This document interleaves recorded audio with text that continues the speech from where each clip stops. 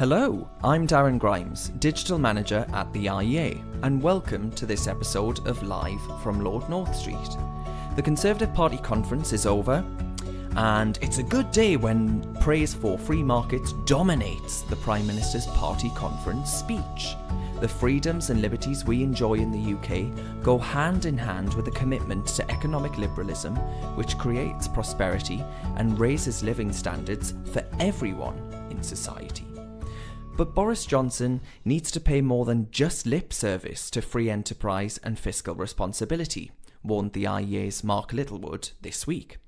Contrary to what the Prime Minister claimed in his speech, results for patients on the NHS are not amazing, but rather woefully mediocre in international comparisons of health system performance. Expanding house building on brownfield sites will not remove the need to dramatically liberalise planning law to deliver the 1 million new homes Britain needs to tackle the housing crisis. And his endorsement of hiking the national living wage only serves to further politicise wage setting, risking the productivity growth he hopes to generate in order to increase tax revenue and boost funding for public services. Mark ended by warning that the Prime Minister's instincts on the merits of capitalism seemed to hit the mark, but what was missing from his speech were concrete policy proposals to reduce the tax burden and roll back red tape, which would allow market mechanisms to flourish. Joining me to discuss the policy takeaways from conference is the IEA's Associate Director Kate Andrews and Saeed Kamal, the IEA's Academic and Research Director. Hello to both of you. Hello. Now, come on, Kate. Wages were stagnating until not too long ago for, I think, almost a decade. Isn't it time that the least well-off Britons saw a pay rise? Well, Darren, you ask a very interesting question, and I actually think the most insightful person on this topic was Juliet Samuel, who writes for The Telegraph this week, whose column read, "A minimum wage hike is a risk worth taking for the Tories." Now, I think she lays out the obvious problem, which is that people on lower wages who've been working very hard and doing everything right haven't seen that extra money in their back pocket and haven't felt like their hard work has been paying off for quite a while. And she highlights that the government has two obvious options to address that. And the first would be what she says a direct fix by redistributing more money to the poorest households, by increasing the benefit system and by trying to redistribute more from the centre. Or, as she says, quote, to force firms to pay up. And she says that through that lens, it makes sense why the Tories chose the latter option. And I think she makes a lot of sense in terms of the way that, you know, not just certainly everyone feels, but especially a lot of Tory voters from their perspective feel that they've been doing all the hard work, they've been putting in the time, they've been actively holding up personal responsibility, and yet they haven't seen those gains. So it's an interesting point. The concern is that ever since George Osborne took the minimum wage out of the hands of the Low Pay Commission and brought it into Parliament so politicians would decide what they were in many ways arbitrarily going to make the new national living wage, he turned the topic into a politicised football. And it was warned at the time that during general elections, politicians would start pledging more and more and more to win votes. Lo and behold, you now have the Conservatives and Labour in a war over who's going to offer the biggest national living wage. And this is where it gets dangerous. I mean, I think free marketeers need to be a bit honest about our minimum wage arguments.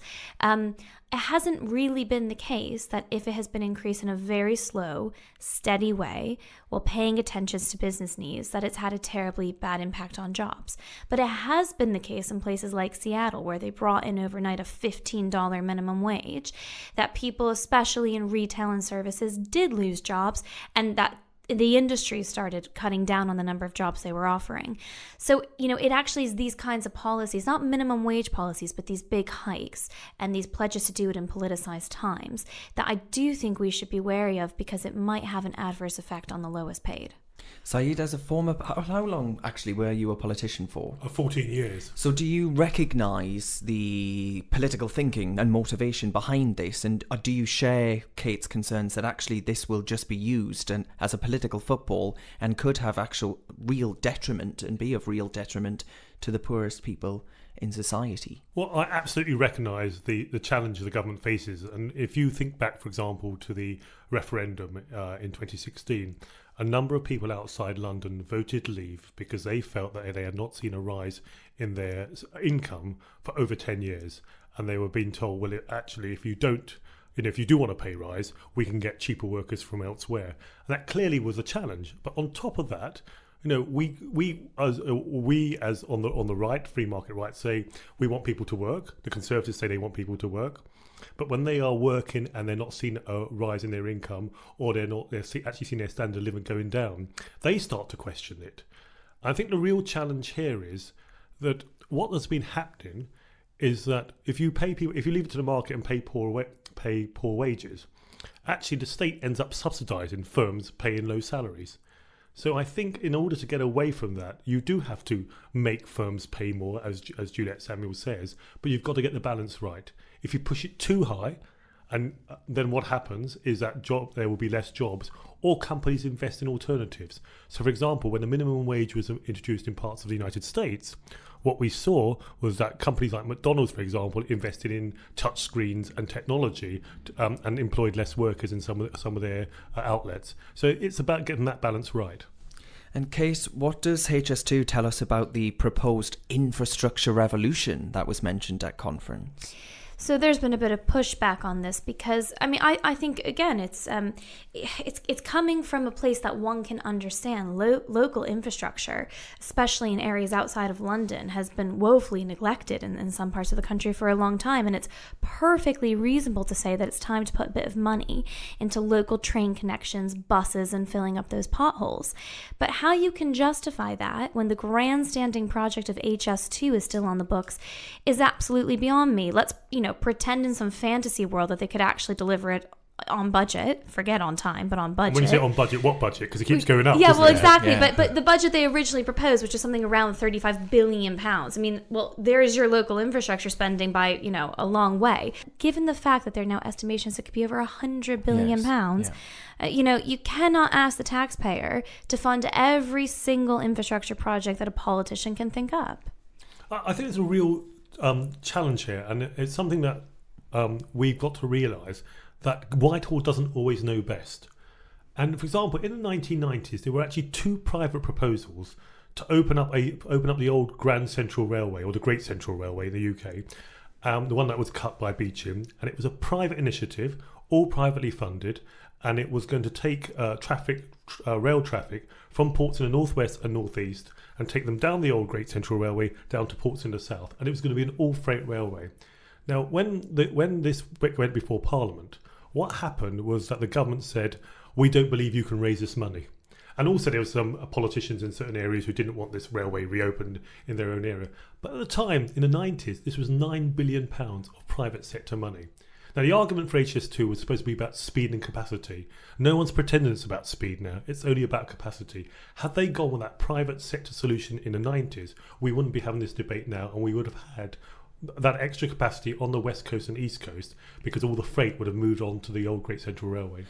I think a major takeaway for me from Conservative Party conference this year, specifically from the Prime Minister's and the Chancellor's speech, was that they were on the money really in terms of the problems and in many areas and what people care about and genuine issues like wage stagnation and investment in local transport and infrastructure. But what hasn't become obvious at all is how they're going to pay for it. Are they going to increase tax? Almost certainly not. Boris has already pledged to cut tax for middle earners. Are they going to increase productivity and grow the economy? Well, one would hope. That sounds great, but some of their pledges might roll that back.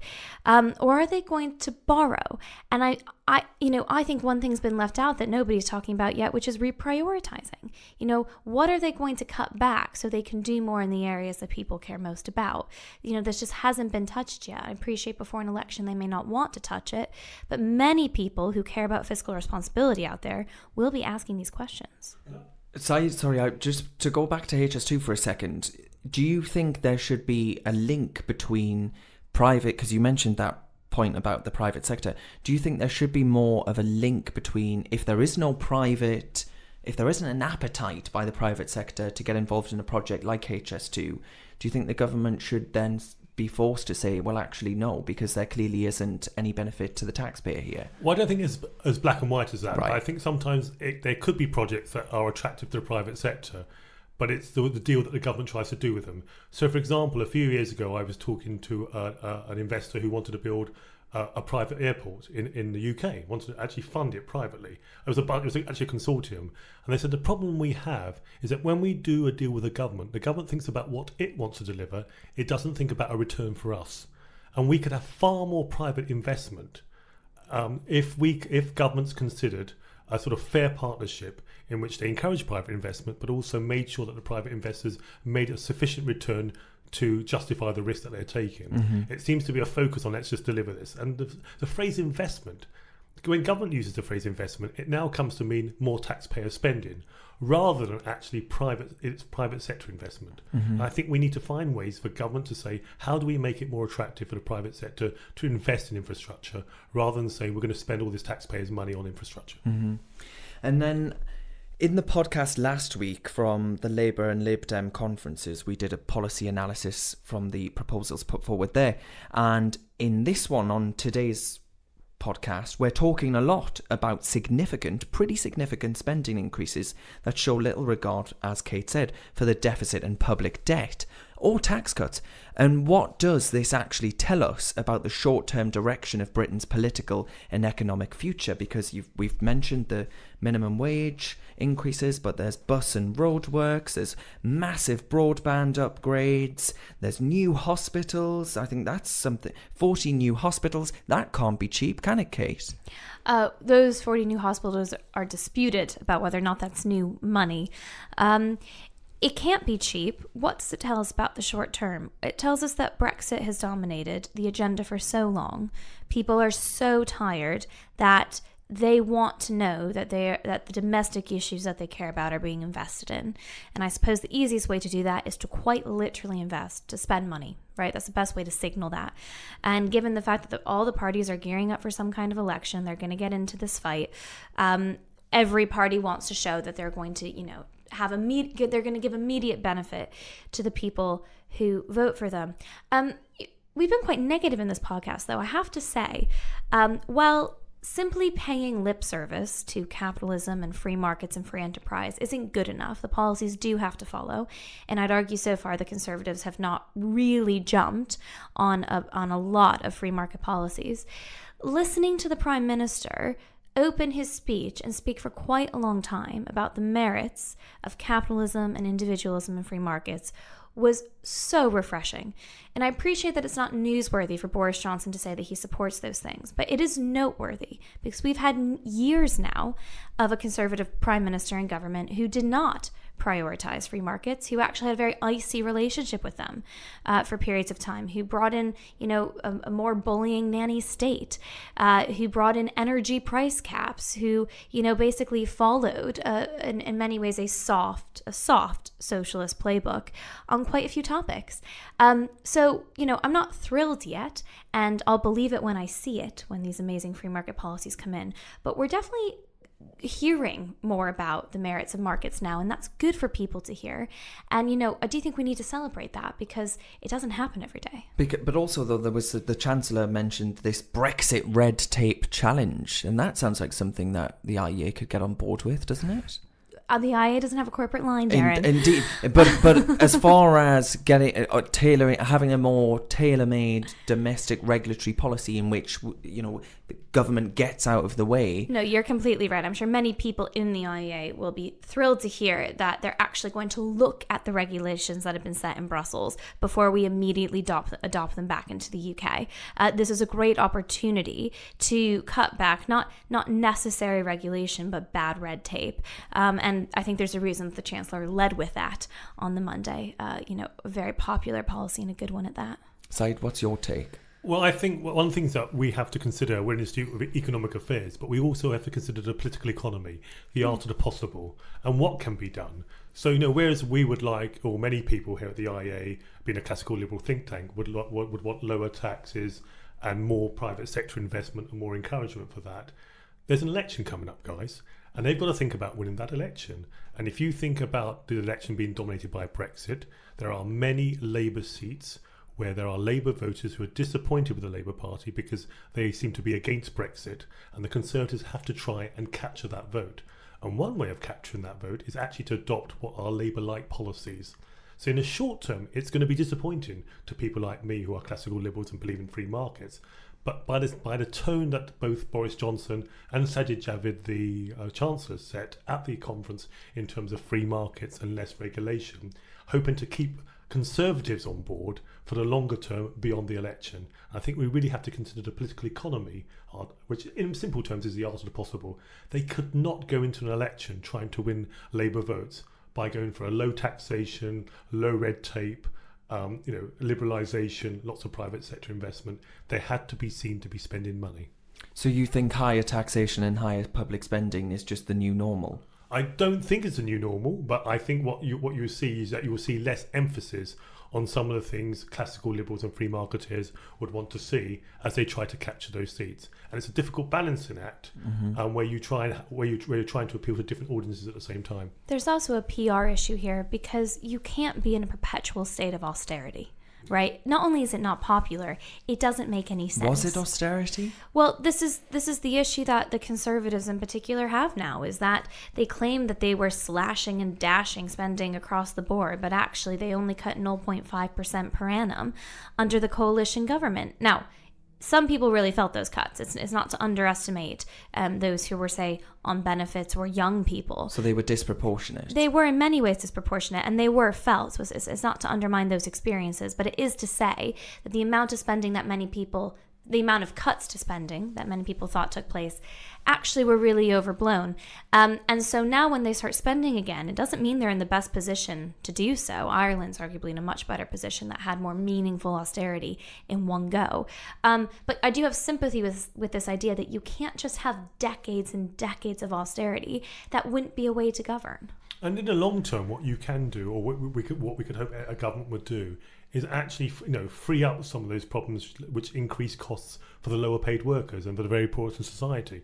So, for example, if we do free up more land in the longer term to make housing more affordable, for example, if we can think of rules that make goods in the shops more expensive, and we can, for example, sign more free trade agreements. But once again, there's a political economy, because if we go for too much free trade too quickly, there will be those who lose out in the short term who will oppose it. And it's always trying to get that balance right when you're in politics.